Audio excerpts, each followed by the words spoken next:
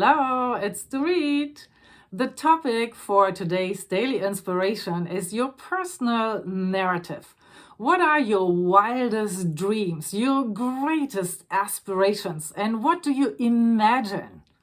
It's no surprise that I became a guided imagery teacher because imagination and daydreaming has always been an important part of my life. And I would like to share a few amazing stories of my imagination and how it actually manifested in my life.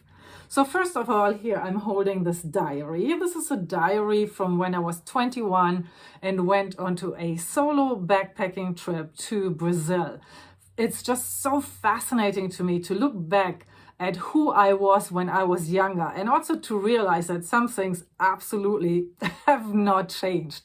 But here are passages where I'm on the Amazon. That was January 30th, 1988. I traveled on a ferry from Manaus to Belém.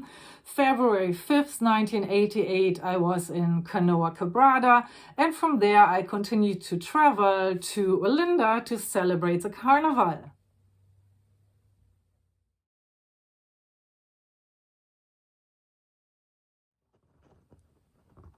I would like to share with you a passage from this diary, which still holds true today.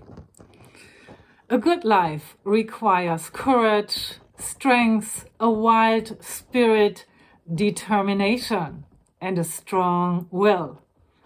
Anytime I will choose the uncertainties of adventure and the possibility of learning who I really am and discovering how far I can push the boundaries. Living a good life. Traveling is addictive, broadening my horizons, changing me constantly. There's nothing else I want to do.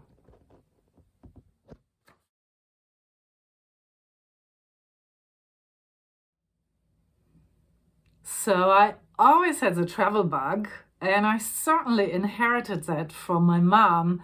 But as we talk about imagination and how your imagination shapes your life, it's really interesting to look at where I was seeing myself when I was a teenager. So I grew up in Germany's Lower Rhine Valley, which in the winter can be very dreary, very foggy, very wet, and you don't see the sunshine for weeks at the time. And I was certain that I would live on the Mediterranean. So I envisioned that I probably would end up in Spain. I started studying Spanish. I even wrote a short story about a woman going on a solo trip in a Volkswagen van, yes, the old hippie days, to Spain. And that was my vision. Well, fast forward into the future, a few years later, I lived in Tel Aviv, right on the Mediterranean, speaking Hebrew and learning to speak Hebrew, which was not my mother language, but that was a really important part in my mix. Remember, I wanted to live on the Mediterranean Sea. I wanted to speak a language that's not my mother tongue. And yeah, I want to be right on the beach.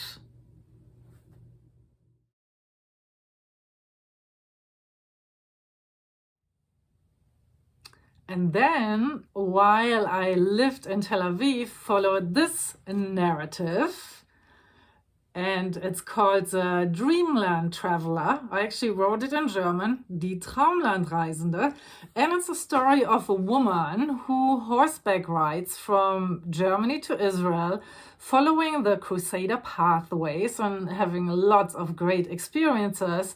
But she also has these visions where she kind of rewrites some of the historical stories out of the viewpoint of those who didn't write the history books.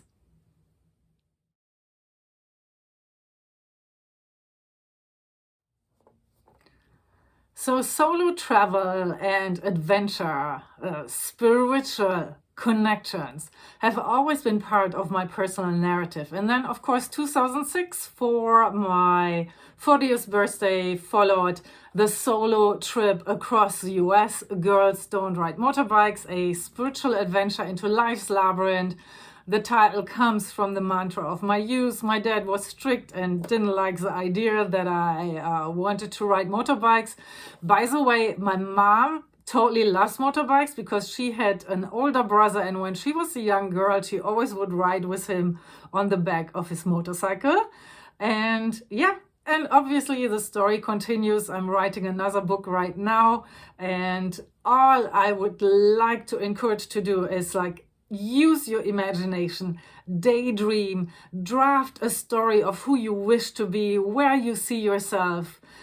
Your imagination, it's a precursor of life's coming attractions. So just enjoy this journey of looking within, seeing what your dreams are, who you really are, and yeah, enjoy the journey.